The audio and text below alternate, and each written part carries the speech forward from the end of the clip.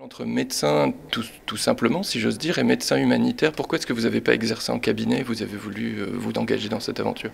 Alors j'ai fait quelques remplacements en cabinet, mais d'abord, comme souvent dans la vie, c'est le fruit du hasard, c'est-à-dire que j'ai fait mon service militaire comme coopérant, on m'a envoyé dans une maternité en Tunisie.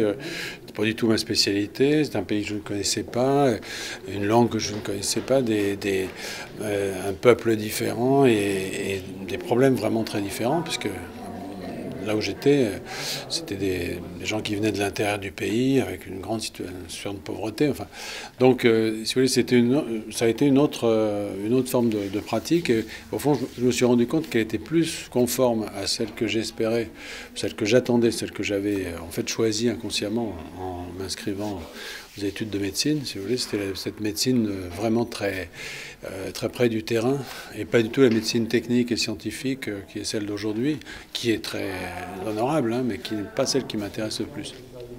Comment on passe ensuite de médecin humanitaire à artiste? Est-ce que c'est facile de gérer la fiction, l'imagination, voire l'humour? Moi, je pense que j'ai toujours été en fait habité par cette idée d'écrire. J'ai passé une enfance un peu dans un autre siècle qui n'était pas seulement le XXe, mais peut-être bien avant, à l'écart du monde. La lecture représentait la seule évasion possible. Donc, si vous voulez, pour moi, ça a été... C'était une évidence que, quelle que soit l'expérience que j'aurai de la vie, je la partagerai, ou j'essaierai de la partager à travers l'écriture. Alors, ça a été au départ un projet un peu comme ça, flottant, et puis à mesure que j'évoluais et que j'amassais des images, des portraits, des paysages, des émotions, si vous voulez, je remplissais en fait en quelque sorte une sorte de réservoir qui ensuite n'a pas cessé d'alimenter pour moi la création.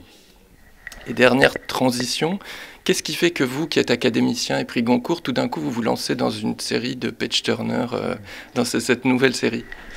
J'espère que mes autres livres sont des page-turners aussi. Moi, je pense que le thrill, la notion de thrill, elle n'est pas réservée au roman noir, elle n'est pas réservée au roman policier. L'idée de mettre un déséquilibre pour que le lecteur avance dans les livres, c'est pas quelque chose de très spécifique au polar. Et moi, je l'ai utilisé dans bien d'autres livres. Mais là, si vous voulez, la difficulté pour moi, c'était de parler du monde contemporain. Parce que j'avais souvent écrit des livres qui se déroulent dans des siècles passés pour avoir justement cette liberté et peut-être m'affranchir aussi du serment d'Hippocrate qui m'interdit de parler de ce que j'ai vu. Donc, parler du présent, c'est très difficile. Et c'est d'autant plus difficile quand on convoque des souvenirs professionnels. Comme j'ai été diplomate, il y a des tas de choses que j'ai vues, ou des personnes que j'ai croisées, et qui m'auraient été difficiles de citer directement. Alors j'ai créé une sorte de petit double, voilà. Et la technique du polar, qui n'est pas un roman noir en l'occurrence, c'est un polar souriant, coloré, mais quand même c'est la mécanique du polar, me permet en fait d'utiliser ce personnage et les intrigues qu'il va essayer de dénouer comme, au fond, une sorte d'entonnoir dans laquelle peut entrer le lecteur, même s'il ignore tout d'une situation, si vous voulez, s'il ne connaît rien, surtout s'il ne connaît rien d'un domaine, d'une situation, d'un pays. Ça lui permet, à travers un personnage de naïf, un peu de Huron, si vous voulez, d'entrer dans cette réalité et de la comprendre.